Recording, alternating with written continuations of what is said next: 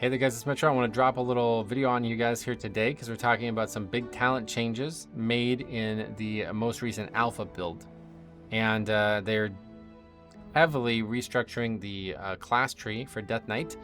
I just want to show you guys the live tree, okay? Because a lot of these changes are radical, to be honest. They're big moves in the tree, but a lot of them aren't. There's also a new talent called Unyielding Will. Anti-magic shell cooldown is increased by 20 seconds, but it also removes all harmful magic effects when activated. Now that is a ridiculous talent that could have incredible value in certain content, but could be totally valueless in other content. So I'm going to close this and now we're going to talk about this, but I feel like this is a very interesting, the changes they made are very interesting. So we're going to pick all the talents live and you guys give me your thoughts on this. So Icebound is now at the very, very top of the tree, which out of the gate, it sounds like, oh, well, for those who only care about doing damage, a lot of people were suggesting not taking Icebound, and this should really help with that. But unfortunately, it is now a direct precursor to having an interrupt. So you cannot skip Icebound, and now you're kind of forced into taking Runic Attenuation. But since they moved it and they got rid of some stuff, it's not really that big of a deal. But the main thing they got rid of, I think, in the last build was AMS being a talent. Now it's just baseline. So anti-magic barrier, we'll come back to why I think that is absolutely mandatory in a bit. There's still blinding sheet and permafrost. I mean, we like these talents. Obviously, Veteran the First War. We need improved Death Strike. We need Unholy Ground's been moved up like big time. This is pretty crazy. I like March of the Damned, March of Darkness, and Veteran of the Third War. This talent has been added. Like it's a choice node now. So Enfeeble and Sacrificial Pact are a choice node. I like Enfeeble. I could probably see myself taking Death's Reach given where it's at now, especially because we now need to start cutting our way left. So Unholy Bond here. I don't see myself taking Soul Reaper ever and Grip of the Dead. Definitely not. But now we have on this side, we are again kind of forced into taking Icy Talons because we need Gloom Ward. I can't see myself ever not taking Gloom Ward. I really like taking Asphyxiate, but again, perhaps that's a missable talent. And now we're already at the other end of the talent tree. So let's see what is actually optional here. Because we definitely want that. I think you need to be 20 talent points spent to get to this break point. So Asphyxiate, could live without. I kind of like it over Blinding Sheet at times, but yeah, I mean, obviously both are nice in Mythic Plus. Now at this point, we have some hard decisions to make, but Osmosis has been moved all the way up. And this is a really, really, really powerful talent, in my opinion, because it allows you to turn a completely useless spell into something very powerful on pure physical targets. And now you can pretty much just use it on cooldown, I think. Like, this is going to be really nice. Use it on cooldown and then maybe sit on it. Because it's a 40-second CD. Now, there's a bit of a weird synergy, kind of an anti-synergistic situation here we'll talk about in a second. But obviously, a lot of these talents are really powerful. Like, all four of these are very nice defensive talents now. So, unfortunately, Runic Protection then leads into Will and Necropolis, which I cannot see not taking. And Death's Echo is, pretty much... So Death's Echo is all the way down here now. And I can't really see myself not taking Death's Echo. Like, that doesn't seem possible. Like, straight up, I can't see myself playing without it. So now we're in a weird situation. We are deep into the talent tree, and we're only level 58. Now, I balked at this at first. I'm like, wait, is 60 the cap? Like, no, but you get 5 more talents, right? 6 more talent points. So we now have everything I want. This is a really easy talent tree all of a sudden. Like, there's nothing that I don't want to get something that I do want, other than maybe Runic Attenuation, but it's like, whatever. That's a good talent to have. So now we get some very good, but maybe still difficult choices. I'm really looking forward to Subduing Grass, but it seems like they nerfed it. I don't have that page up anymore, but wasn't it 8% or maybe it was 6% for 8 seconds? I don't know which.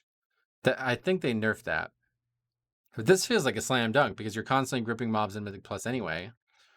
So that's going to help a lot. But the big thing is how it could potentially work with other gripping talents. So we talked a lot about potentially A-Bomb Limb working with it better.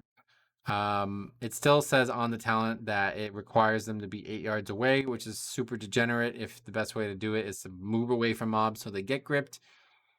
I really don't like this talent otherwise. I'm hoping that how it ends up working in the future is A-bomb limb just becomes automatically a qualifier for gripping no matter what. It doesn't have to grip the mob. That would be a very nice concession, but I don't think they'll do it, honestly.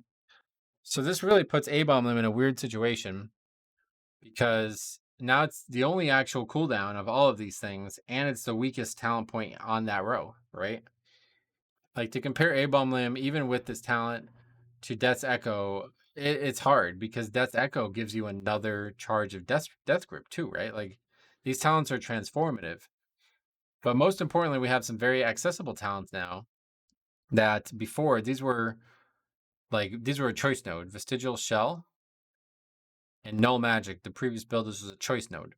Magic damage taken is reduced by 10%, and the duration of harmful magic effects against you are reduced by 35%. That is a very, very powerful talent. But we also have Vestigial Shell. Casting AMS grants it to 2 nearby allies, and it reduces the duration of harmful magical effects against them by 50%. Very powerful talents for different niches.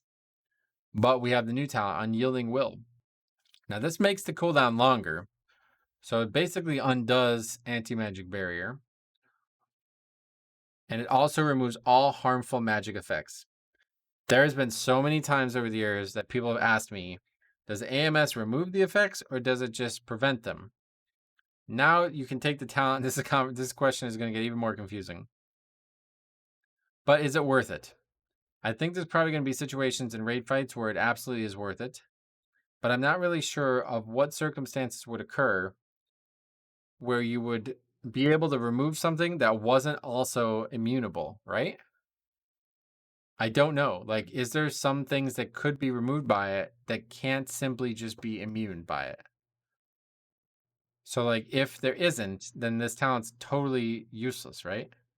Especially because it now makes this talent worse. But if there's a bunch of shit that can just be straight out, like it's like a magic immunity, kind of like spell warding, and it will remove everything no matter what, then this talent becomes the best talent in the kit, right? It's very interesting, and I don't know how it's going to play out. But we do have a bunch of talent points left, so yeah, we can easily take that. We still have 1 talent point. So you get to choose either A-Bomb Limb, which is probably going to be the default for me, just to have the extra damage. Vestigial Shell. I mean, we could even go back and take Asphyxiate at this point, but yeah, we'll see how it plays out, man. I'm really looking forward to Deathbringer as well. But it's really interesting. A passive 10% magic damage reduction and the duration of harmful magical effects against you. I mean, these things don't seem to work all well together, I feel like, a lot of these. But there's a lot of new DR in the talent tree. Oh, yeah, and we didn't take Assidious Chill, yeah. There's a lot of new DR in the talent tree. So let me know what you guys think. To me, at a first glance, I'm no pro at this kind of shit. I'm not very good at like math and like theoretical builds. But to me, this makes it feel like it is way easier to take the best talents in the tree without as much competition. Now, I never really complained of that before, but I know a lot of people do. But I think that's because a lot of people are singing 2 points into AMZ, which I can't see myself taking right now. But the real question mark is going to be the actual blood talent tree. And there doesn't seem to be any update on that, even though they did a crazy amount of changes. Like, there's a lot of changes. So if you guys have any questions, let me know. We will catch up on this again sometime soon for sure. But yeah, there's a lot going on right now. So let me know what you guys think. And if you have any things that you think they should do, please leave them down below and we can talk about them. Otherwise, thanks for watching. We'll see you in the next one.